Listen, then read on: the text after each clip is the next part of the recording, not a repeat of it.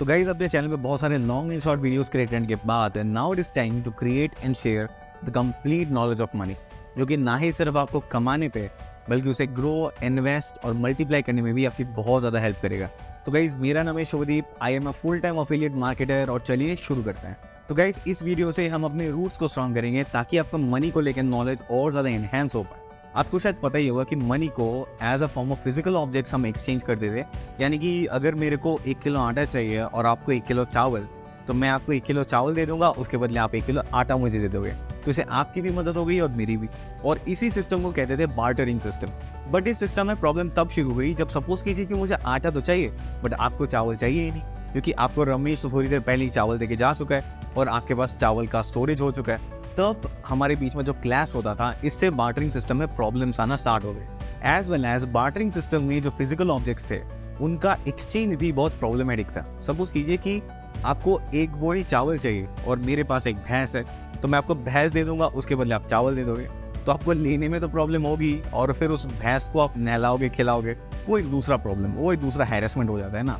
तब जाके इस प्रॉब्लम के सोल्यूशन के फॉर्म में आया गोल्ड एंड सिल्वर कॉइन्स। तो ये जो गोल्ड एंड सिल्वर कॉइन्स है, they are very easy to carry as well as इनको आप स्टोर करके भी अपने घर पे रख सकते थे। ओके, ये खराब भी नहीं होते थे, एज वेल एज आप इनको बहुत ज़्यादा डिनोमिनेशंस कर सकते थे। एक बड़ा कॉइन बड़ी चीज़ों के लिए, छोटा कॉइन छोटी चीज़ों के लिए। इसी तरीके से इन सिस्टम्स के लिए ये जो गोल्ड एंड सिल्वर कॉइन्स का सिस्टम था, ये बहुत ज़्यादा इफेक्टिव था rather than the bartering system. Okay, but guys in gold and silver coins में भी प्रॉब्लम तब शुरू हुई जब लोगों ने इनका डुप्लीकेट क्रिएट करना शुरू कर दिया। और तब जाके गवर्नमेंट लेकर के आई पेपर मनी, जो कि अभी आप अपने पॉकेट में देखते हो।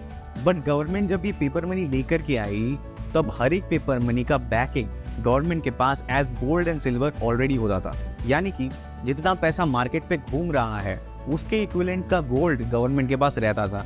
आप किसी भी टाइम आपके पास जो नोट है उसके इक्विवेलेंट गोल्ड आप गवर्नमेंट से ऑलरेडी ले सकते थे। ओके, और पुराने नोट्स में लिखा होता था कि ये जो पेपर मनी है इसके इक्विवेलेंट गोल्ड गवर्नमेंट के पास बैकअप पड़ा हुआ है। ओके, तो ये नोट पे लिख के गवर्नमेंट क्या इंश्योर कर देती थी? गवर्नमेंट इंश्योर कर देती थी आपकी कॉन्फिडेंस। आपको सुन के लग रहा हो कि कॉन्फिडेंस, हाँ ठीक है समझ गए। बट गाइस ये जो आपका कॉन्फिडेंस है, इसने ही बहुत सारे गवर्नमेंट्स को, बहुत सारे नहीं ऑलरेडी हर गवर्नमेंट को, बहुत सारे बड़े बड़े बैंक्स को और इंस्टीट्यूशंस को, इकोनॉमी को स्टेबल बना के रखा हुआ है। जिस दिन पब्लिक ने कॉन्फिडेंस लूज किया किसी भी इकोनॉमिक एंटिटी पे, वो एंटिटी खराब होने ही वाली है। आपने भी सिलिकॉन वैली बैंक के बारे में सुना होगा, जो कुछ महीनों पहले डूब गया। तो वो अमेरिका का सेकंड लार्जेस्ट कोलैप्स था after the 2007 Washington mutual bank. But ये जो कोलैप्स था, इनके पीछे बहुत सारे फैक्टर्स हो सकते हैं, बहुत सारे फैक्टर्स हैं। अमेरिका का अपना खुद का प्रॉब्लम है, फिर उनका जो सेंट्रल बैंक है उनका इंटरेस्ट रेट हाइक करना भी एक प्रॉब्लम है। But one of the major reason was losing confidence of the investors upon the bank. Investors को लगा कि अभी ये बैंक डूबने वाला है, सबने पैसे निकाल लिए और वो बैंक डूब गया। And same was the case of bitcoin. जब एलॉन मस्क ने ट्वीट किया था कि अभी बिटकॉइन से आप टेस्ला के अंदर कोई भी परचेज नहीं कर सकते, तब जितने भी इन्वेस्टर्स थे बिटकॉइन के, सबको लगा कि अगर बिटकॉइन से कुछ बड़ी चीज़ खरीद ही नहीं सकते तो बिटकॉइन का फायदा क्या है। तब सारे इन्वेस्टर्स ने बिटकॉइन से पैसे एक बार में निकाल लिए व्हेन दे लूज कॉन्फिडेंस, और तब बिटकॉइन का शेयर एकदम धड़ाम से गिर गया। तो शाहरुख खान का एक बहुत फेमस डायलॉग है, do not under estimate the power of a common man.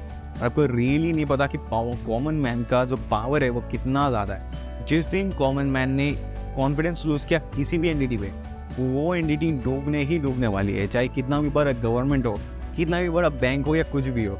और ये जो टर्म है कॉन्फिडेंस, इसको आप एकदम याद रखना कि ये जो कॉन्फिडेंस है बहुत ज़्यादा काम आने वाला है थ्रू आउट द सीरीज़, क्योंकि इससे बहुत ईजी हो जाएगा आपको दूसरी चीज़ों को समझना।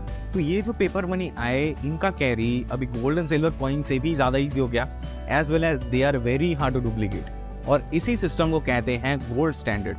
बट इस सिस्टम में भी प्रॉब्लम तब शुरू हुई जब धीरे धीरे डिमांड बढ़ने लगा पेपर मनी का, but equivalent amount of gold अभी गवर्नमेंट के पास नहीं बचता था और धीरे धीरे गोल्ड स्टॉक जो है वो डिक्लाइन होता ही जा रहा था। तब गवर्नमेंट ने जाके इंट्रोड्यूस किया फिएट मनी, जो कि अभी भी चल रहा है।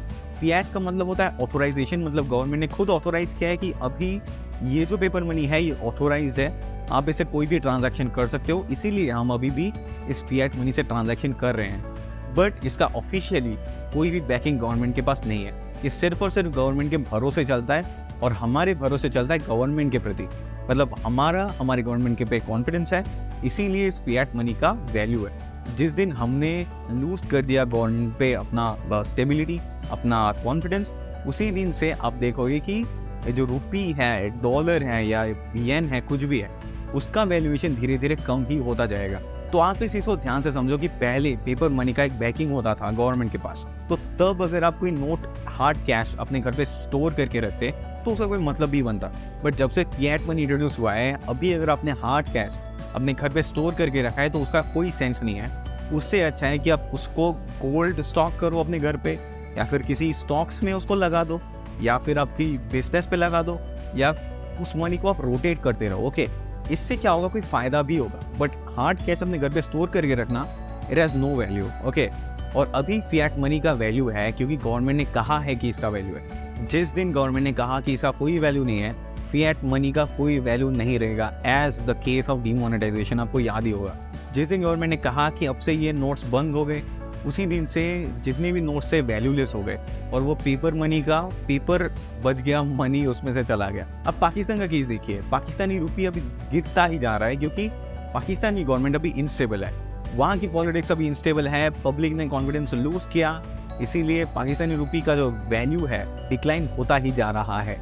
और ये जो फिएट मनी है किसी भी कंट्री का बहुत सारे फैक्टर्स पे डिपेंड करता है, जैसे कि पब्लिक इमोशंस, गवर्नमेंट की स्टेबिलिटी, वहाँ का जो सेंट्रल बैंक है जो कि हमारा रिजर्व बैंक ऑफ इंडिया है, उसने इंटरेस्ट रेट पे क्या चेंजेस किए हैं, हाइक किया है या क्या डिक्रीज किया है, उस पर भी बहुत ज़्यादा डिपेंड करता है आपका जो वैल्यूएशन है आपके करेंसी का, या फिर इन्फ्लेशन कैसा चल रहा है उस कंट्री में।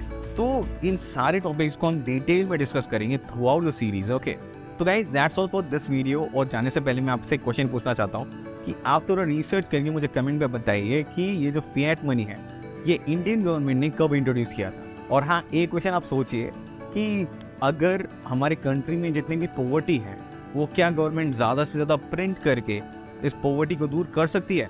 आप इस क्वेश्चन का आंसर सोचिए और इस पे हम डिटेल में डिस्कस करेंगे ऑन द नेक्स्ट वीडियो।